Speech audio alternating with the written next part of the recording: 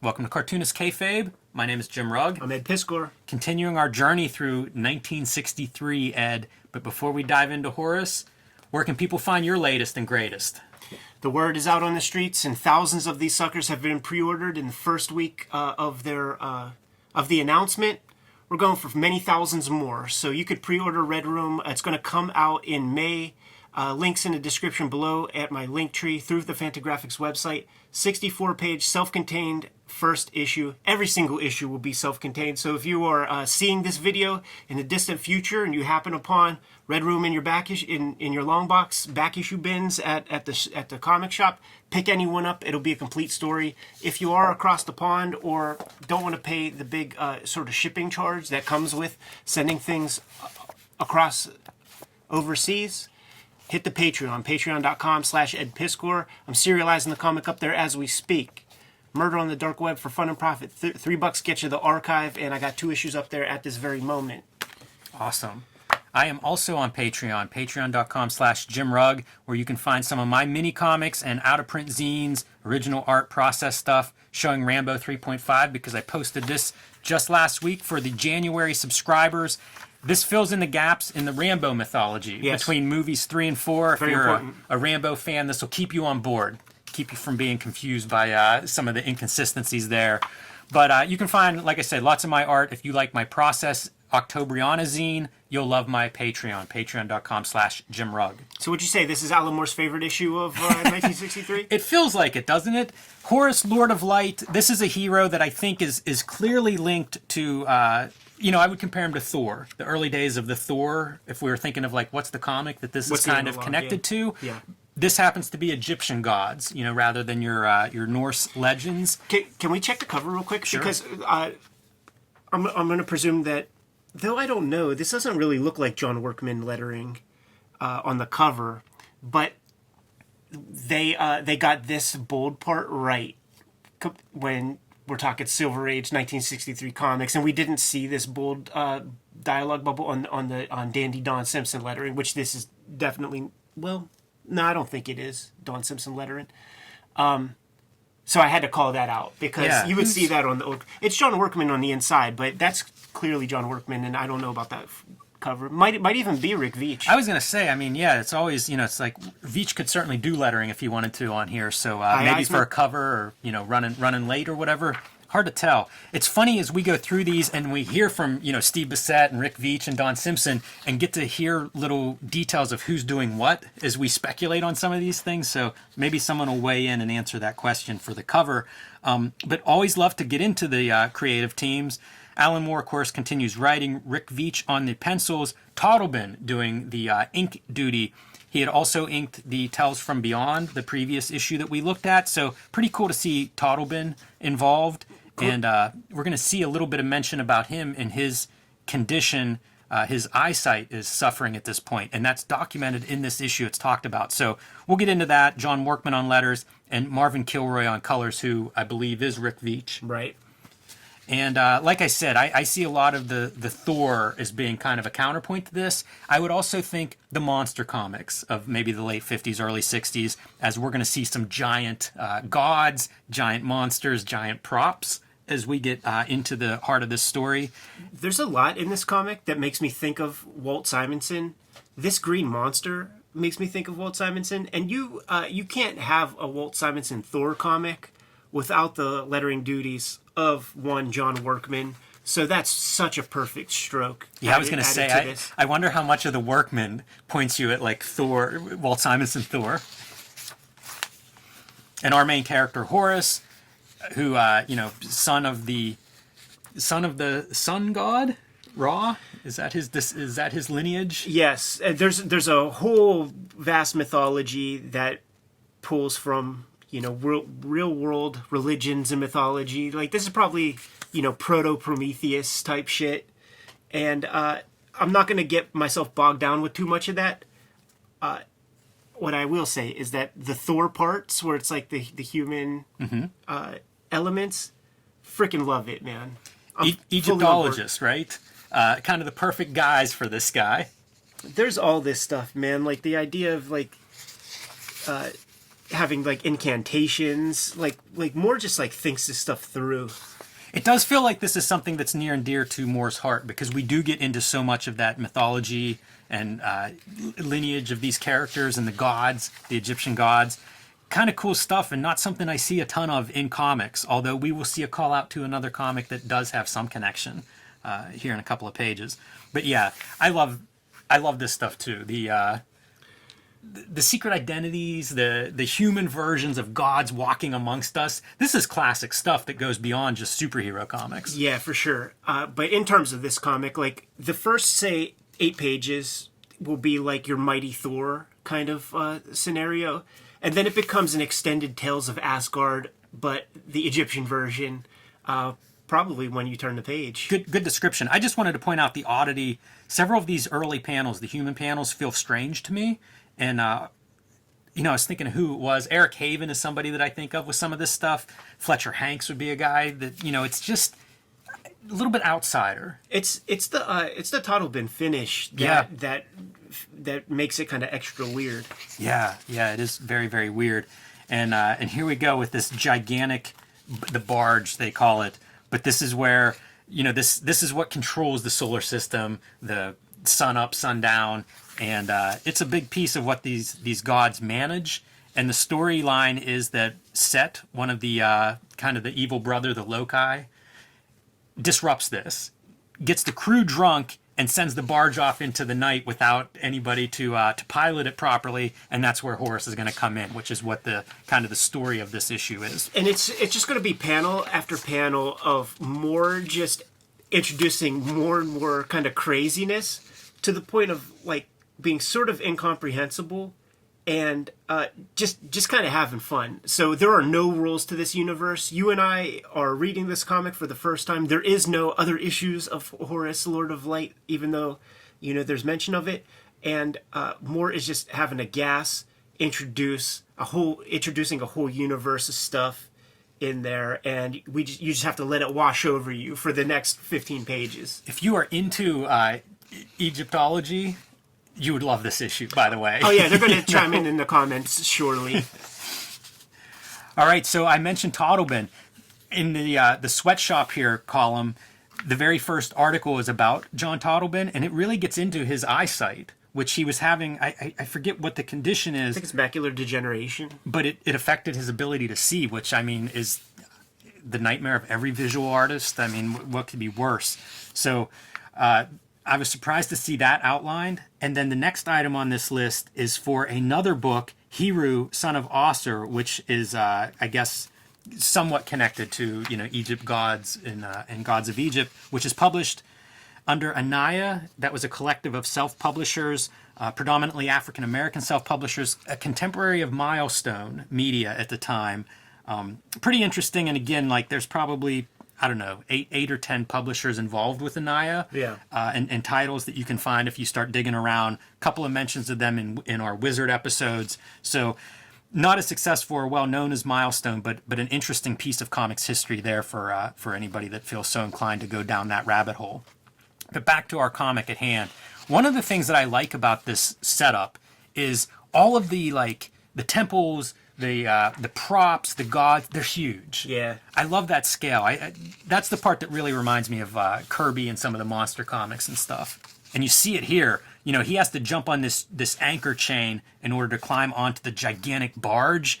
And the scale of that is just massive. Yeah, it's fun, man. And good colors on all that. And as you could have predicted when we introduced the young nubile student girl, she snuck into Asgard, or the Egyptian analog, and for panel after panel, he's just like, "What? You blasphemer!"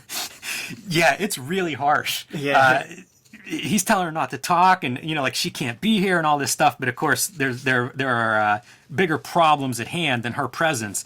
Very strange. Some of the dimensional stuff. Every hour, they're going through some different part of this, the heavens of this mythology, which is pretty cool. Again, I don't know this stuff very well. I think Alan Moore is steeped in it and happy to show it off on these pages. Rick Veitch is the guy, man. Running Rick, man. he can come up with these kind of dreamscapes. Yeah, because look at this. This is the giant snake that has snake heads on both sides, and again with the scale. Like, remember how tiny Horus was climbing up the chain to this boat that is now tiny to the giant snake god. Again, Alan Moore wrote this. He can make you see that snake god. He says so. I'm seeing it right now. You just gotta do a couple of things. I love this so much, man, because the one story that I remember most from that mail order mysteries was, if you look at those 1960s comics, there was the mail order monkey you could get for $8 back when comics were dime.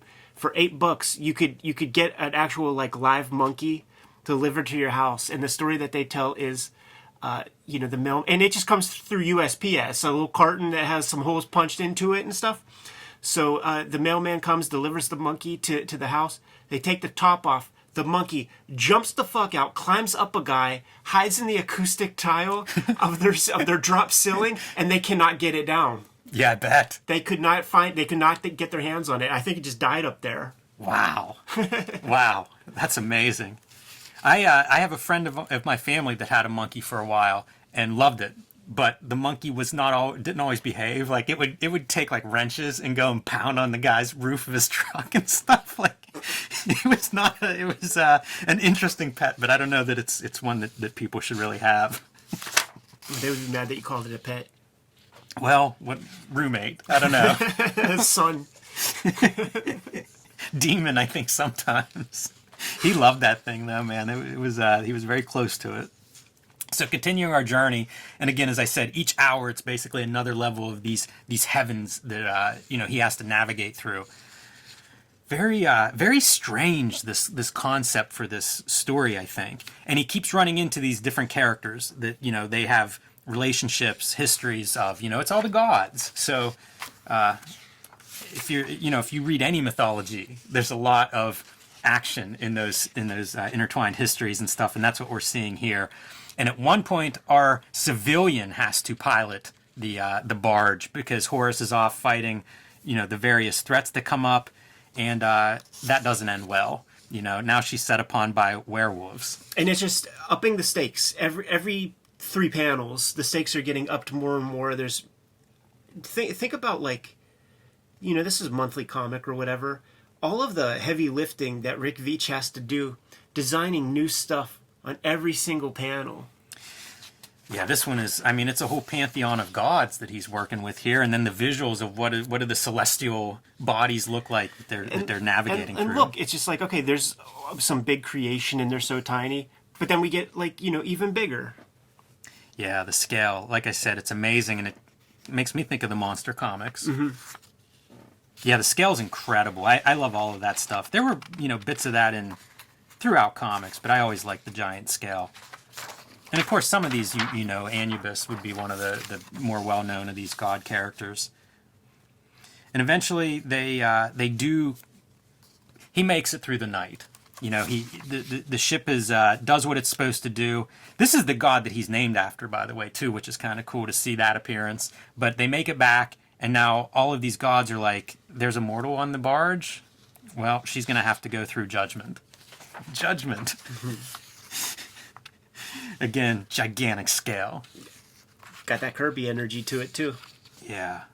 Yeah, it's whenever this works, it works really well. This is the equivalent of, like miniatures always work. If you shrink somebody down and then everyday objects are suddenly visible from, 4 inches from the floor, it just creates cool visuals, and you kind of get a little bit of that here. Good coloring, too, with the yellow and the blue for a foreground. Eventually, it's his father, lets everybody know this mortal is what saved the night.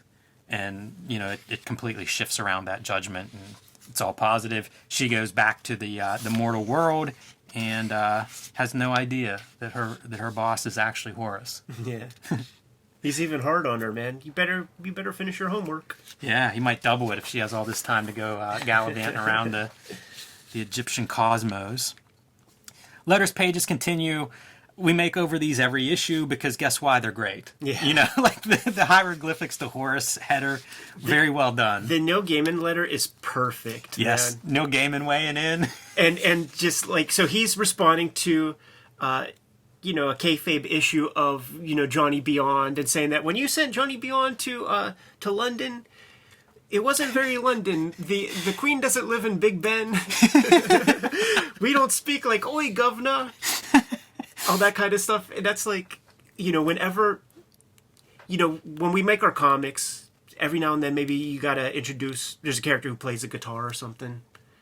Heaven forbid you leave one string off that guitar. I've drawn some very bad guitars in my day, Ed, and I've been called out for it every time.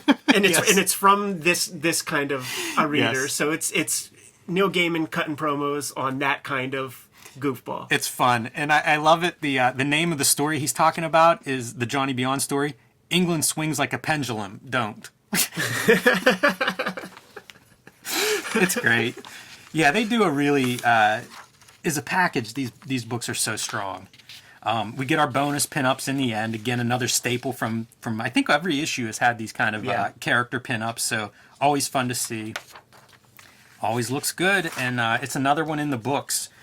Fun ads, fun package, good comics, and a lot of heavy lifting on this one. This one feels like, just a lot of characters, and as you mentioned, Rick Veitch's designs for these worlds and these characters.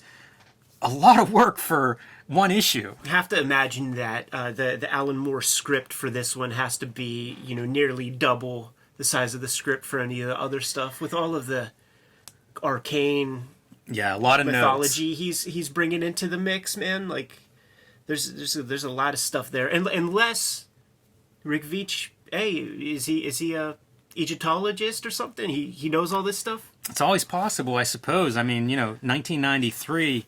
You're going to be doing that work at libraries and magazines, and it's not Google Images that's going to give you information on all this stuff. So I don't know how they did it, Ed, but heck of a lot of work, good looking work. And again, I like seeing Toddleben show up, and I like seeing Toddleben's inks like this. I think they do add a real distinct flavor to these kinds of stories. Yeah, like you always think of his penmanship when you think of the Swamp Thing comics, and just like the super tight line. You think of Miracle Man, the stipple with technical pens and stuff. You never think of like super chunky, thick brush slinger. Yeah. And you get a lot of that on display here. And might I say, man, just wanted some shouts to Dan D. Don Simpson for doing the lettering and design on that, because I'm a big fan of his lettering, and that's definitely his stuff.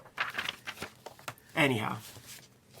Well, that's it for Book 5, Horus, Lord of Light. Tomorrow Syndicate next time? Yes. All right, man. Kayfabers, like, follow, subscribe to the YouTube channel. Hit the bell. We'll notify you when new vids are available. Jim, what you got? Patreon.com/JimRugg. Find some of my mini comics, my out-of-print zines, process original art, all that good stuff at Patreon.com/JimRugg.